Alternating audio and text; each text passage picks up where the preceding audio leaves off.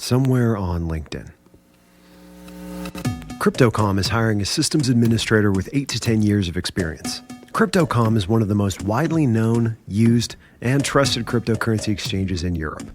Founded in 2011 with low fees and the best execution prices, you could trade major cryptocurrencies like Bitcoin. So a systems administrator gets this job offer on LinkedIn. They've spent the last 5 or so years working behind the scenes on the upkeep, configuration, and reliability of a network through which millions of dollars worth of cryptocurrency flows every single day. They're very good at their job, and from time to time, headhunters come knocking. This one is from a competing firm, one of the big ones, and the pay's pretty good. They're reading the job details in a doc file with some weird permissions because it's from Europe when, well, you can probably see where this is all going. Because the trouble is, all around the world, in UK, the US, China, Germany, Russia, and South Korea, other systems administrators at other big cryptocurrency exchanges are getting this exact same message, with the exact same job offer, with the exact same Word doc, with the exact same funky permissions. It's a spear phishing attack, trying to harvest that system admin's data so that the hackers can break into the cryptocurrency exchange and steal a bunch of money. Someone is going on a cryptocurrency crime spree. And it's working.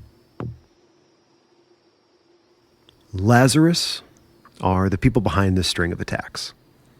And based on civil forfeiture complaints filed by the U.S. Department of Justice last month, they have stolen over $250 million worth of crypto from over a dozen virtual exchanges. Not just LinkedIn spear phishing attacks, they've gone deep with these things. In 2019, a major cryptocurrency conference was revealed as potentially being just one big honeypot to harvest data. Lazarus operates on a scale and scope rivaled by few other cybercrime operations. By now, we're all familiar with the idea of state-sponsored hacking for political purposes, surveillance, counterintelligence. We know countries do this, and we know the countries that do this. But Lazarus is interesting because they raise this question. What if a country used state-sponsored hacking to steal? Like literally stealing money to enrich that country, in the same way that other countries steal information for political purposes. This all brings us to North Korea. International econ experts estimate that around 15% of the North Korean foreign earnings come from crime. A lot of it's cybercrime and a lot of that cryptocurrency. And Lazarus, that hacking group, is the North Korean hacking syndicate behind, among countless others, the 2013 South Korean cyber attack, the 2014 Sony breach, and the 2017 WannaCry malware that infected over 300,000 devices worldwide. But in the last few years, Lazarus seems to have narrowed their focus from big, bold political gestures to this vast but targeted cyber theft operation, bringing in hundreds of millions of dollars per year to the North Korean state. To understand Lazarus, you need to not just understand their methods, but the economic sanctions that, depending on who you ask, either drive or are justified by all this cyber criminal behavior. But before we get to any of that, we got to go back to our crypto systems admin who just got spearphished with that sick job offer. We got to go back to the country that hacked them. Because the question isn't just, how do you steal a couple $100 million in cryptocurrency? The question is, how do you launder it once you've got it? This is Lazarus Laundry, here on Hacked.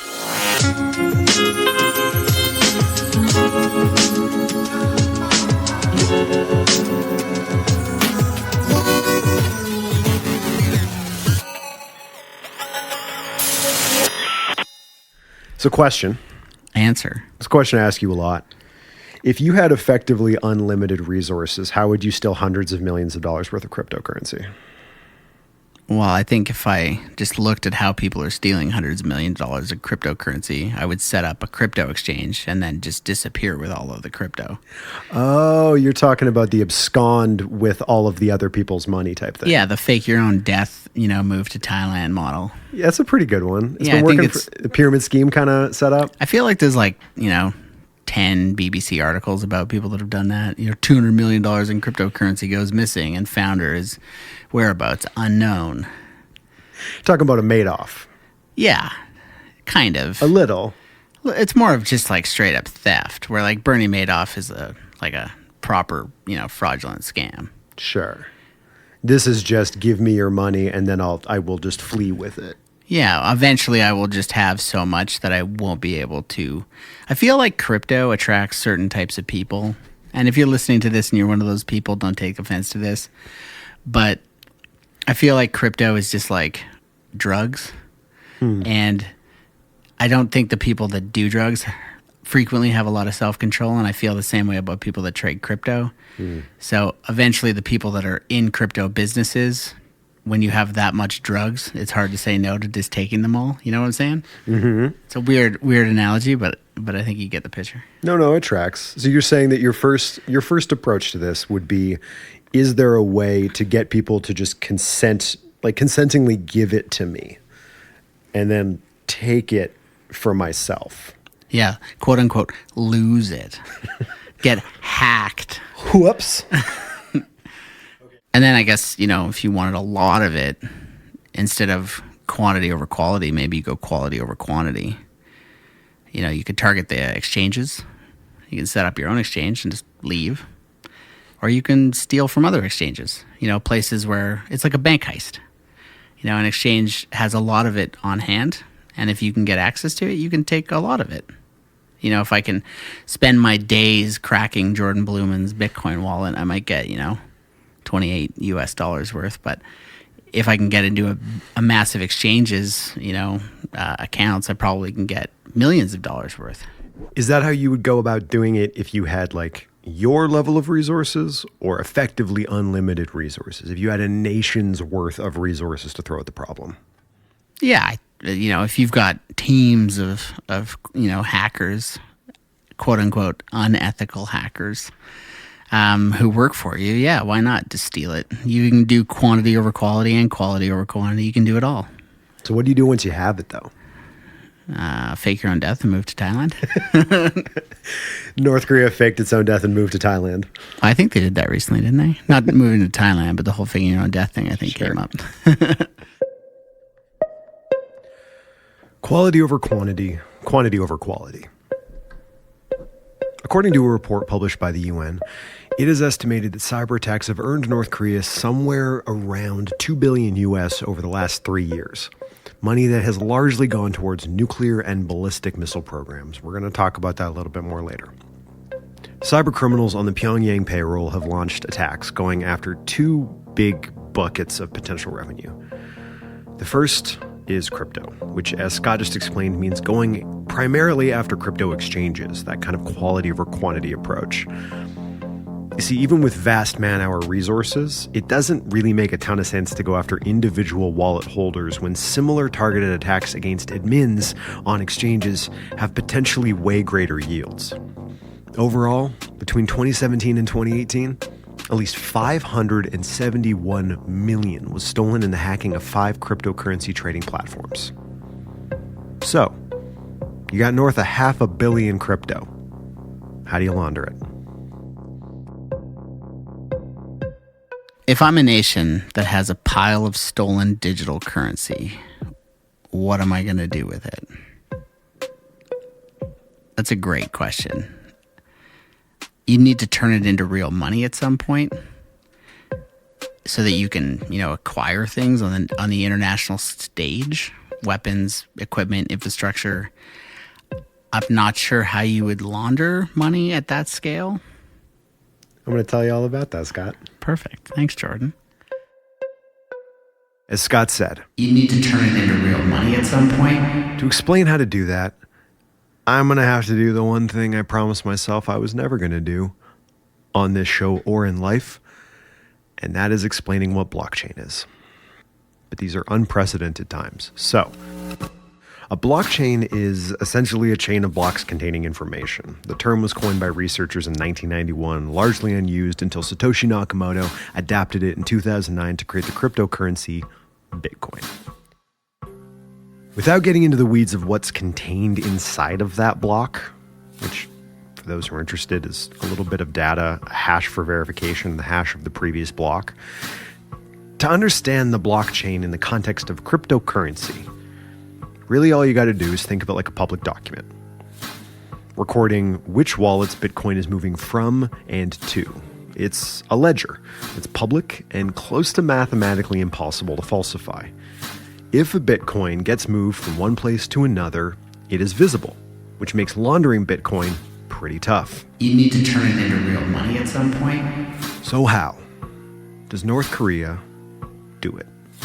How, on a ledger that is engineered to be public, do they turn hundreds of millions of dollars worth of Bitcoin into dollars, pounds, euros, or yuan? A brief aside before I dive into a lot. I find cryptocurrency really interesting, but I'm not what I would call a crypto guy. And I have a feeling there might be some crypto people listening to this. I'm going off research, not experience, but I do love being told that I'm wrong. So if you catch me confusing a concept, do not hesitate to reach out on Twitter @HackedPodcast. Let's get down to it. Tactic 1, peel chain. Our first laundering tactic, called a peel chain, is where, to disguise the origin and destination of your stolen cryptocurrency, you move that coin in rapid, automated transactions from one wallet to another, hundreds if not thousands of times. So, say you steal some crypto, the theft of which is publicly recorded on the ledger, which your victim can see. To hide it, you start bouncing that coin insanely fast, automation fast, so many times between so many wallets in so many different places that it's basically impossible to keep track. Now, this is kind of intuitive, but as many of you may noticed, in order to do this, you need hundreds if not thousands of accounts across which you can bounce, which isn't really a small operation. You either need to be a country that can recruit an army of hackers, or you gotta use something called a mixing service, also known as a tumbler. According to a very long and very technical research paper called An Analysis of Bitcoin Laundry Services, quote, Bitcoin laundry services are open, like most modern technologies, to dual use. They are employed by regular users who do not engage in any illicit activity and simply want to improve on the anonymity features of Bitcoin. On the other hand, they can also be used by cybercriminals for laundering ill-gotten gains before exchanging them into traditional currencies such as dollars, euros, or sterling.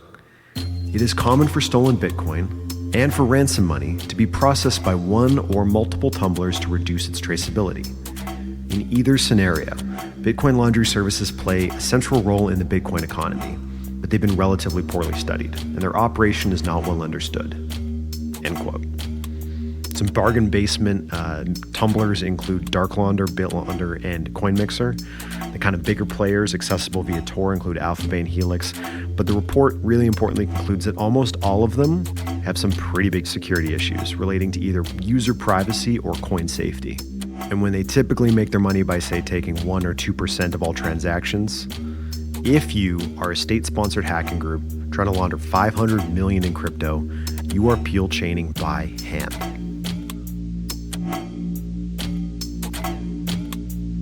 Tactic number 2, chain hopping.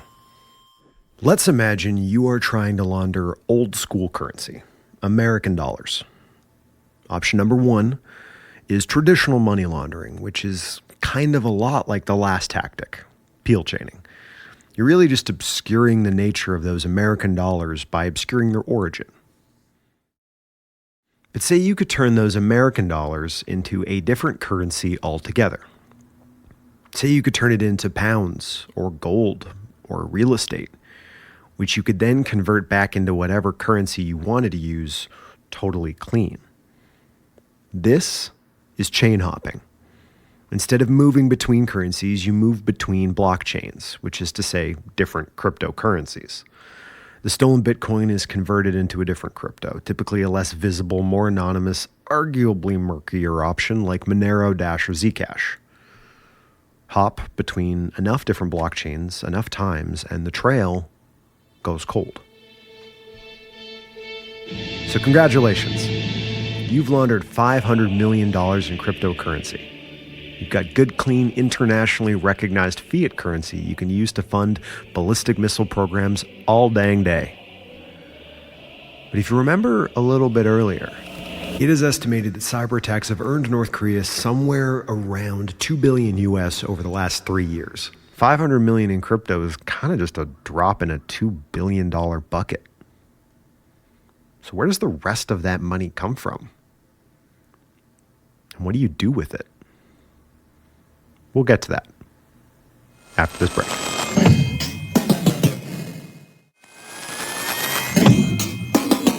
Well, compared to Singapore, Bangladesh's handling of its finances has become news fodder, especially now that some hackers were able to steal $81 million from the country's central bank.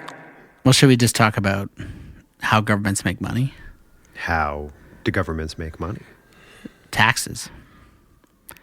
Literally like the only major source of income. Taxes, fines, I guess. There's a bunch of surcharges, things like that. Your car registration costs so much.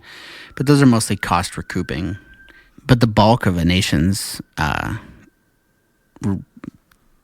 cash comes from tax base. So, private businesses, publicly traded businesses, obviously public employees, people that work for the government, cost the government money, where private employees get paid and a portion of their income, goes to the government, which then becomes general revenue to pay for government employees. So taxes generally constitute most things. Obviously, the more successful your economy is, the bigger your business is, the more people get employed. All of those things generate more tax revenue. So most money comes from taxes. Which is tricky in a country like North Korea. Yes, that has probably very, very, very low international exports. So that's another big thing about getting money into an economy is the higher your exports are versus your imports, the difference there. You probably heard Trump complaining about it in the last election. The more exports you do than imports is essentially a net gain for your economy. So that's a big key thing. And as a country like North Korea who has one trading partner? China? I might be wrong on that, but I'm pretty sure they have one trading partner. Probably has very little export. I don't know a single product that anyone can buy in the world that's from North Korea. The answer to my earlier question, as to where the other $1.5 billion in cybercrime revenue comes from, is pretty obvious. If not cryptocurrency, it must be normal currency, stolen from the normal place we normally keep it. Banks. Banks all over the world, targeted by the hackers in Lazarus and Bureau 121, a part of the Reconnaissance General Bureau of North Korea's military, essentially the in-house alternative to the arm's-length Lazarus. Over the last couple of years, all of these different groups of hackers, all under the umbrella of North Korea, have aimed their crosshairs at a core system in international business called the Society for Worldwide Interbank Financial Telecommunication, or SWIFT. This system, SWIFT, has been around since the 1970s. It's used in 11,000 financial institutions in more than 200 different countries to process tens of millions of dollars of transactions per day. This, purportedly, is how North Korea managed to steal all of that money from Bangladesh mentioned in the clip at the start of this section. This is how they've managed to steal $1.5 billion from banks around the world over the last 5 years. It wouldn't really be worth talking about how they launder that money because it's normal money, so the answer is money laundering. But then, like a week before this episode came out, oh boy, did some shit pop off in the world of normal money laundering. And wouldn't you know it, North Korea is right there in the middle of it. A leak of US Treasury documents has linked Australian banks to billions of dollars in suspected money laundering. The Big Four and several other Australian banks are mentioned in hundreds of times in the documents dubbed the FinCEN files. Shared by the International Consortium of Investigative Journalists, the documents detail money flows worth over $2.5 trillion, suspected of being the proceeds of crime or corruption. That was from Australia's ABC News, hence the focus on Australia's banks. But essentially, September 21st, 2,500 leaked documents, most of which were exchanged between banks and the U.S. authorities over a 17-year stretch, revealed some pretty startling insights into how criminal organizations launder money through banks. The most startling, or I guess least startling depending on how numb the current state of the world has you feeling, is how aware banks are when they're being used to launder money, and how very cool with it they are if it's enough money. HSBC allowed criminals to move millions of dollars of stolen money around the world, even after it had learned from U.S. investigators that it was a scam. JP Morgan allowed a company to move more than $1 billion through a London account without having any idea who owned it. But most importantly for our purposes, the FinCEN docs reveal that North Korea carried out an elaborate money laundering scheme for years, using a string of shell companies, with help from Chinese companies, moving money through prominent banks in the U.S. The answer to the question of how North Korea launders money is by putting it in the same bank you use. Banks like banks in Luxembourg? I think that's just... sad reality. That's how a lot of corporations operate. And I guess you could look at the North Korean government as a form of corporation, or at least their theft. They're trying to reduce, essentially, when the whole, I don't know if you remember, would have been about 6 years ago, somebody from, I believe it was PwC in Luxembourg, leaked. They were negotiating private taxation deals with the Luxembourg government on behalf of major corporations. And essentially, if you headquartered and moved your money into Luxembourg, giving them a higher economy and all the rest of this jazz, they would essentially sign a sole tax agreement for IKEA. So IKEA would have its own tax act that was drafted and negotiated, which is something you don't see anywhere really. But if you're a company that's as large as IKEA and has operations in every in every country, reducing your global taxation becomes a huge part of it. Some jurisdictions are tax friendly, some are not. It's why you see states like, Delaware. Delaware is a state, right? Yeah, we're Canadian. That have these, economic incentives to try and bring head offices there because they want those businesses to relocate into their jurisdictions so that they get increased tax revenue. But to bait them in, they'll reduce their taxation rate. So it's the fact that taxes are now a market negotiated thing. Your tax rate is a really bad thing for societies in my mind, because what you're seeing is even though a business can operate in a jurisdiction, access its commodities, take out its revenue, it will still pay employees there, which will then feed the local tax system. But the larger corporate taxation will, quickly be shuffled off and moved somewhere else where there's a lower tax rate. Mm-hmm. And then if you want to talk about like headquartering offices, why would you put your headquarter of your business in a place that had a 35% corporate tax when you could put it somewhere that has a 2% corporate tax? Mm-hmm. And it's like, that becomes a market factor that corporations have to take into consideration to deliver the highest value to their shareholders. And then boom, you've got crazy tax acts in Luxembourg. Yeah, and if a bank will move those kinds of mountains to reduce the tax burden on a corporation's gains, why wouldn't they do the same thing for our countries? I guess regardless of how that corporation or country got it. Yeah, they're going to charge fees and do all kinds of things that make sure that it's in their best interest because they're looking out for their shareholders and their employees and their profits. We've been zooming out throughout this episode. right? Like first we chatted about how North Korea engages in cybercrime to steal and launder cryptocurrency. Then how they engage in cybercrime to steal and launder normal currency.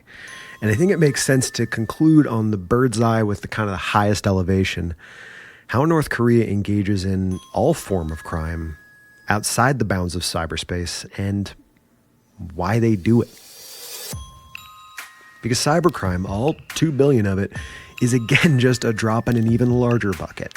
Especially when you end up looking at all the money that ends up flowing through that laundromat they've engineered in conjunction with the legitimate banks around the world outlined in the FinCEN documents. North Korea makes a lot of its money through crime. They've been making cash over fist counterfeiting other countries' currencies since like the 1970s. Between 1977 and 2003, more than 20 North Korean diplomats, agents, and trade officials have been implicated, detained, or arrested in drug smuggling operations, mostly amphetamines and opiates produced in the country with the knowledge of the government. We've got human trafficking, we've got counterfeit pharmaceuticals and drugs and arms trading, and here's the thing. Countries do illegal shit for profit all the time. It was novel at the start of the episode when we were talking about cybercrime specifically, but as I said, zoom up far enough and the lines start to get blurry. What's relevant here is just how much North Korea does it, to the point that it's one of their chief exports. And with just how effective cybercrime is proving for them, how likely they're to do it more and more and more. The question all of this brings us to is why? And the short answer is sanctions and the behavior that those sanctions resulted from. Push someone far enough into a corner, this is what they do. But that doesn't really capture the entire picture. I think the other big difference for North Korea is that, being that they are the friendless kid on the playground, there's not a lot of aid flying their way, where other countries who might start starving probably still have other friends who will feed them. And, I think that there's, just given current situations and stuff, I think there's a pretty good global understanding that there's going to have to be a lot of give and take between different places and geographies and stuff. We haven't seen a ton of it yet, so hopefully we do. But I think North Korea is in kind of a world of their own. North Korea essentially has no friends. They have no trade partners. They have no economic activity. They probably have very little exports. They're in a unique situation where everybody hates them already. Why would they care? You're not going to see the United States government start stealing cryptocurrency from other countries because they want to keep the world somewhat in order. They need to keep trade up. They need to keep those exports coming from America to other countries, and sanctions will quickly limit those. So with North Korea, when you've already got it sanctioned up, really, I guess a better parallel to this is is North Korea stealing bread to eat? If you have nothing to lose and something maybe to gain. Yeah, they're not, they're not an economic superpower. They're not even an economic power. And they're essentially starving, literally. So I think the more powerful, essentially what I'm saying is if you're privileged enough to be powerful, you can get away with a lot more. And North Korea is not very privileged. Why steal cryptocurrency when you can steal land? Exactly. Or whatever you want. Steal elections. Yeah, we got a country that did some stuff that pissed everybody off, so everybody puts sanctions on them, so they get really, really desperate because there's sanctions on them, so they start doing worse stuff, so we put more sanctions on them. It's just like, it's if you the just prison loop. Yeah, it's a prison loop. 100%, yeah. North Korea is a lifetime offender who can't break the cycle. Thanks for listening, everybody. If you like the show, show your love on Patreon, patreon.com/hackedpodcast, or get in touch on Twitter @hackedpodcast. It's been a pretty crazy time here in the studio with some different projects, so there's a lot of me chit-chatting in this one. Tried to keep it pretty focused research-wise, but we did end up covering a pretty unwieldy set of topics, trying to get in all the stuff we thought was interesting about this story. Hope you learned something. Thanks as always for listening, and thank you to our new patrons in September. I'm talking about you, Sean McNeil. Talking about you, Christian Lassen. Talking about you, Zarin Stone. Fucking great name, Zarin. Talking about you, Zach Bennett. What a bunch of cool people. Thanks for listening. And as always, be sure to share the show. Catch you in the next one.